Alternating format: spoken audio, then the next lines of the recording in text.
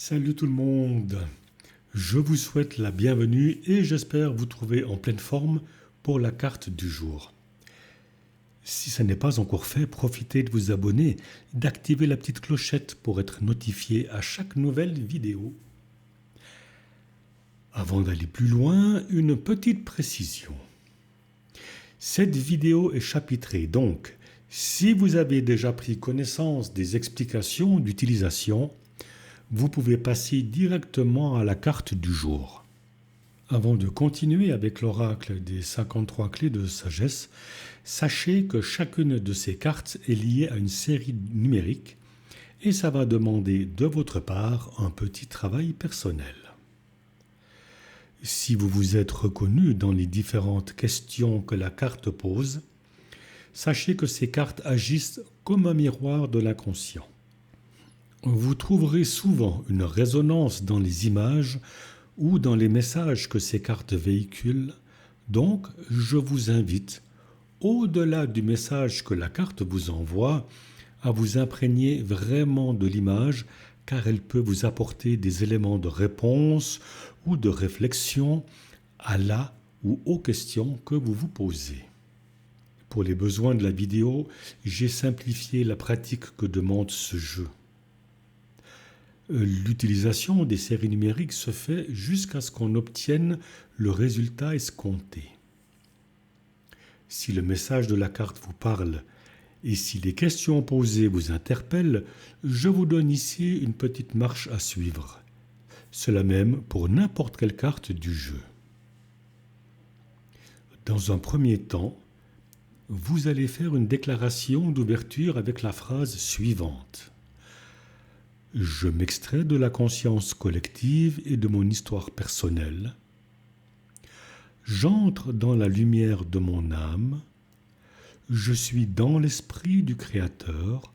Je vois et j'agis comme le Créateur voit et agit. Ma transformation contribue au développement harmonieux de tous et de tout ce qui est et au salut global. Je vous donne maintenant une ou deux idées de ce que vous allez pouvoir faire avec tout ça. Vous pouvez par exemple programmer un cristal de roche en y inscrivant la série numérique avant de le porter sur vous. Vous pouvez informer une carafe d'eau en y inscrivant la série numérique. Méditez avec cette série numérique ou simplement la répéter comme un mantra, particulièrement avant d'aller vous coucher. Vous pouvez graver la série numérique sur une bougie. Et lorsque la bougie est allumée, concentrez-vous sur la série tout en formulant votre intention de normalisation. Le but dans tout cela, c'est la régularité. Le faire tous les jours jusqu'à ce que vous obteniez le résultat escompté. Aujourd'hui, le jeu nous offre sa carte numéro 15, circonstances favorables. La suite numérique est 7, 1, 9, 4, 1, 8, 7, 1. L'émergence de circonstances favorables peut sembler aléatoire, mais elle est souvent le fruit d'un ensemble de facteurs qui peuvent être influencés ou cultivés consciemment. Ces facteurs combinent des éléments internes comme les attitudes mentales et émotionnelles et des éléments externes comme les actions et les environnements. Telle une marée montante, les circonstances favorables soutiennent notre progression et nous élèvent au-dessus des obstacles. Les synchronicités sont alors positives et les rencontres fructueuses, mais comme le précise Sénèque, il n'y a pas de vent favorable pour celui qui ne sait pas où il va. Voici les questions. Mes objectifs sont-ils clairs et précis ? Suis-je capable de me représenter mentalement l'accomplissement de mes désirs en visualisant le succès ? Suis-je prêt à passer à l'action régulièrement, sachant que les bonnes circonstances sont souvent le résultat d'un effort soutenu et régulier ? Je t'invite maintenant à prendre un petit moment rien qu'à toi. Il existe un temps pour chaque chose, une harmonie dans le mouvement des événements. Les circonstances favorables ne naissent pas comme ça au hasard des choses, mais de l'alignement entre notre esprit, notre cœur et le monde qui nous entoure. Rappelle-toi des enseignements du Tao, il dit que tout est flux, que chaque moment porte en lui la promesse d'une opportunité.